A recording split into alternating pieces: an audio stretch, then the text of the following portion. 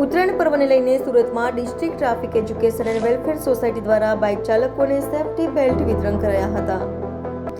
આગામી સમયમાં ઉત્તરાયણનો પર્વ આવી રહ્યો છે ત્યારે સુરત શહેરના district traffic education and welfare society દ્વારા પોલીસ સાથે મળીને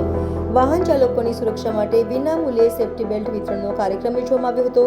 તેમજ પોલીસ દ્વારા વાહન ચાલકોને ટ્રાફિક નિયમોનું પાલન કરવા અને હેલ્મેટ પહેરવા અપીલ કરવામાં આવી હતી।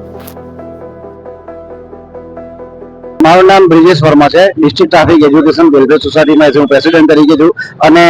આજ રોજ સુરતમાં traffic point Chowpatty traffic office છે ત્યાં અમે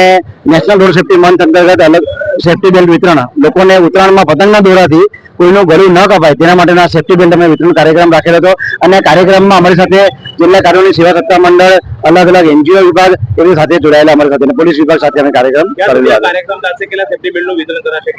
આ જે કાર્યક્રમ છે આજથી અમે શરૂઆત કરેલી છે 6 તારીખથી લઈને 13 તારીખ સુધી સુરતના અલગ અલગ મુખ્ય જે 4 રસ્તાઓ છે ત્યાં ટ્રાફિક પોઈન્ટ ઉપર આ કાર્યક્રમનું અમે આયોજન કરવામાં આવેલું છે અને 50,000થી વધારે સેફ્ટી બેલ્ટ વિતરણ અમે વિનામૂલ્યે અમે કરવાના છે।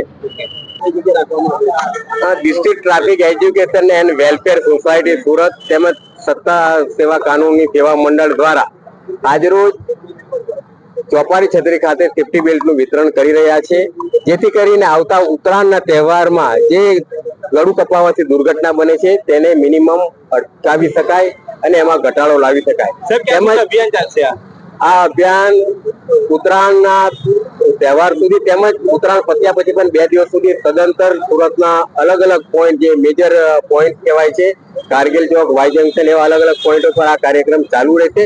અને મેક્સિમમ લોકોને આવરી શકાય એ પ્રમાણે સેફ્ટી બેલ્ટનું વિતરણ કરવામાં આવશે।